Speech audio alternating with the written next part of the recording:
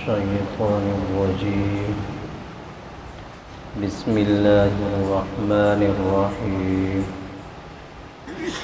واذكروا نعمة الله عليكم وميثاقه الذي واثقكم به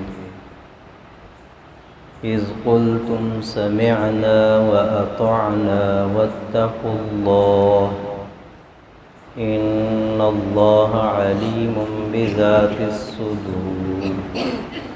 سورۃ مائدہ آیت نمبر 7. اللہ تعالیٰ فرماتے ہیں وَاذْكُرُوا نِعْمَةَ اللَّهِ عَلَيْكُمْ، کہ پیچھے اللہ تعالیٰ نے حلال جانوروں کا ذکر فرمایا، انعامات کا ذکر فرمایا. اب انعامات کے بعد اللہ تعالیٰ فرما رہے ہیں وَاذْكُرُوا نِعْمَةَ اللَّهِ، ان انعامات کو یاد کرتے رہو. اللہ نے جو انعامات کیے ہیں ان انعامات کا دہرانا اور ان انعامات کا استحضار دماغ میں ان کو مستحضر رکھنا، یہی اللہ کو مطلوب اور محبوب ہے. وقتی طور پر، عارضی طور پر کچھ ایام، کچھ سال پریشانی آ گئی تو یہ نہیں ہے کہ 30 سال 50 سال پہلے جو انعامات ہوئے یا پہلے جو صحت ہوئی وہ اتنی مدت کو انسان بھول جاتا ہے، اتنے لمبی مدت کے احسانات کو بھول جاتا ہے. وہ ایک ہفتے کی پریشانی یا ایک بیماری کہتے ہیں وہ میں نہیں بھول سکتا. کسی سے بھی پوچھے نا، وہ کہتے ہیں کہ وہ وقت میں نہیں بھول سکتا، وہ پریشانی میں نہیں بھول سکتا. یعنی احسانات نہیں ہے، وہ بھول چکا ہے. وہ ساری نعمتیں اللہ کی بھول چکا ہے، وہ سب اللہ تعالیٰ کی کرم نوازیاں بھول چکا ہے. صرف ایک ہفتے یا ایک پریشانی کو لے کر بیٹھا ہوا ہے. اور آگے اللہ نے فرمایا وَمِيثَاقَهُ الَّذِي وَاثَقَكُمْ بِهِ، اور میرے اس وعدے کو بھی یاد رکھو جو وعدہ تم مجھ سے کر چکے ہو. پہلے یہ تھا کہ میری نعمتوں کو یاد رکھو، میری نعمتوں کا استحضار ہو، نعمتوں کا اظہار ہو. پھر فرمایا کہ اس کے بعد میرے وعدے کو یاد رکھنا. وہ وعدہ کیا ہے کہ جب انسان کلمہ پڑھتا ہے لا الہ الا اللہ محمد رسول اللہ، اب یہ اللہ تعالیٰ سے معاہدہ کر چکا ہے کہ اے اللہ میں آپ کو رب مانتا ہوں، لا الہ الا اللہ میں آپ کو معبود مانتا ہوں، میں آپ کو سب کچھ مانتا ہوں، محمد رسول اللہ. اب میں محمد رسول صلی اللہ علیہ وسلم کے طریقوں پر چلوں گا، بس یہ میرا آپ سے وعدہ ہے. اس وعدے کا فرما رہے ہیں کہ وَاثَقَكُمْ بِهِ، تم نے اس وعدے کو جس کی تم نے کہا تھا کہ ہم اس پر عمل کریں گے، اور خود کہا تھا اِذْ قُلْتُمْ سَمِعْنَا وَأَطَعْنَا، کہ ہم نے یہ سنا اب ہم اطاعت بھی کریں گے. یہی ہے نا، کلمہ پڑھتے ہیں کوئی جبرن نہیں پڑھتے، خوشی سے پڑھتے ہیں سمعنا و اطعنا. اب ہم نے وہ وعدہ کر لیا، اب اس وعدے کی پاسداری یہ ایمان کے لیے ضروری ہے. اگر وہ پاسداری نہیں ہے تو وعدہ خلافی منافق کی نشانی ہے، اور منافق کبھی سکون میں نہیں رہے گا. یہ خداوندی فیصلہ ہے. آج آپ دیکھ لیں منافق کی، کافر جو پکا کافر ہے وہ تو گیا ہے، اس کو تو بات ہی ختم. آج دیکھ لیں، سروے کریں زیادہ کون پریشان ہے، کون پریشان ہے، حالات کس پہ آئے ہوئے ہیں. منافق کبھی سکون میں نہیں رہے گا. مدینہ منورہ سے دیکھ لیں، یہ حالات دیکھتے رہیں، کبھی سکون میں نہیں رہے گا. اللہ نے فرمایا جو وعدہ کر چکے ہو اس کی پاسداری کرو، سب کچھ چلا جائے لیکن وعدہ خلافی نہ ہو، جان چلی جائے، مال چلا جائے، سب کچھ نچھاور ہو جائے، وعدہ خلافی نہیں، پھر عزتیں ملتی ہیں۔ آدھے تیتر آدھے بٹیر میں عزت نہیں ملتی۔ اور پھر آگے اللہ تعالیٰ نے فرمایا وَاتَّقُوا اللَّهَ، ٹھیک ہے اگر آپ اس وعدے کی پاسداری کر رہے ہیں، یہ نہیں ہے کہ اب آپ نے کوئی بڑا کام کر لیا اس کے بعد بھی اللہ سے ڈرتے رہنا۔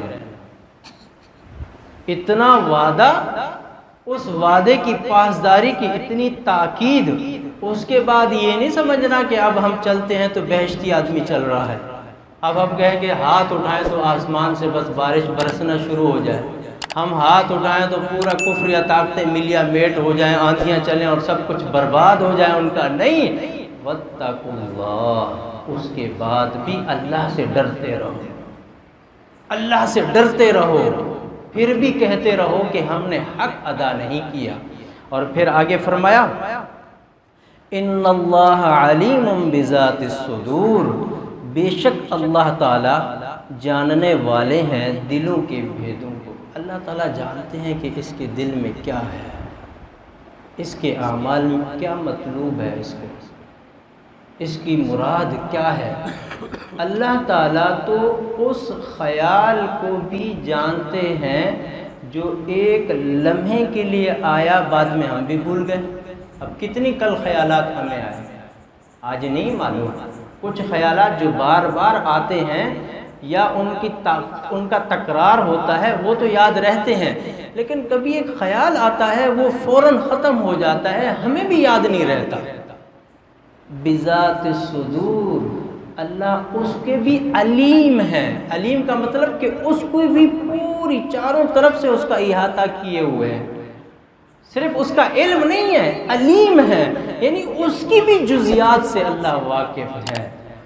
جو اس جزیات سے بھی واقف ہو، ہمارے اس عمل کا، اس خیال کا جو دماغ میں آیا فوراً ختم ہو گیا، اس کی بھی پوری جزیات اور اس کو پورا محیط کیے ہوئے ہے، کیا وہ ہماری نمازوں کو نہیں جانتا؟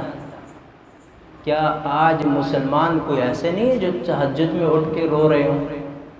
کیا ایسے نہیں ہے جو بیت اللہ کے غلاف پکڑ کر رو رہے ہوں، مسلمانوں کے لیے، اسلام کے لیے دعائیں مانگ رہے ہوں؟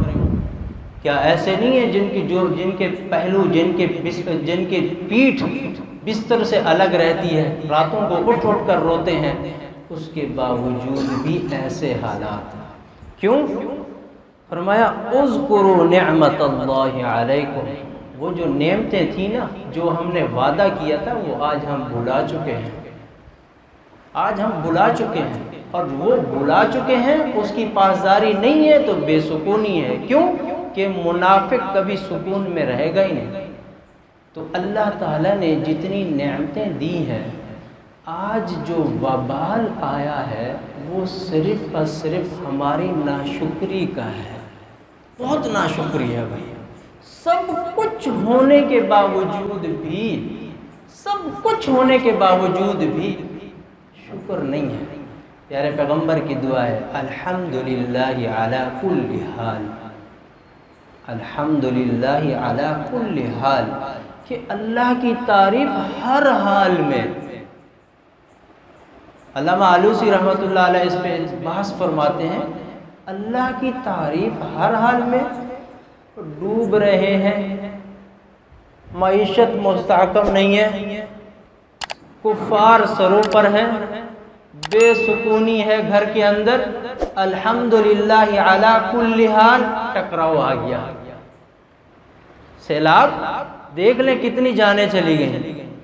ہمارا حال کہ سوچتے ہیں کہ اس سال، ابھی اس مہینے بجلی کا بل دیں یا گھر کا کرایہ دیں، یا یہ سوچتے ہیں کہ یا ان میں سے کوئی کام کریں یا بچوں کی اسکول کی فیسیں دیں، یا ان میں سے یہ سوچتے ہیں کہ یہ گھر کا کرایہ دیں، بل دیں یا راشن لے کے آئیں گھر میں۔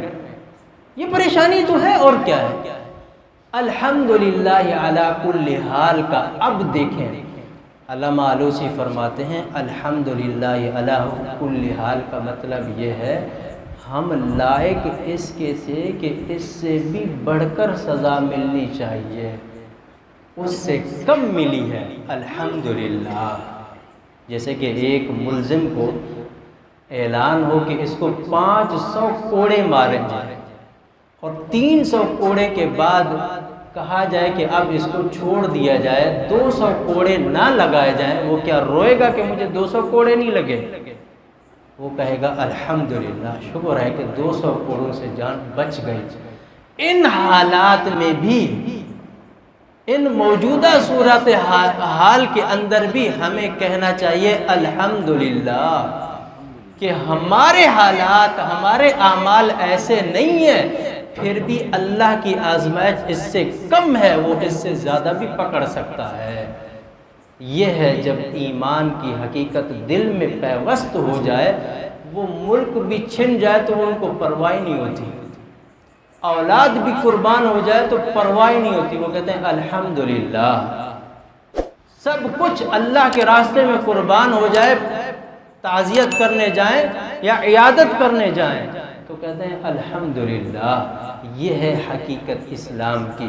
جب یہ دل میں آ جائے وَاثَقَكُمْ بِهِ، اور اس پر ہم پکے رہیں، میں دیکھتا ہوں مسلمانوں کو کیسے عزتیں نہیں ملتی۔ یہی حالات ہیں۔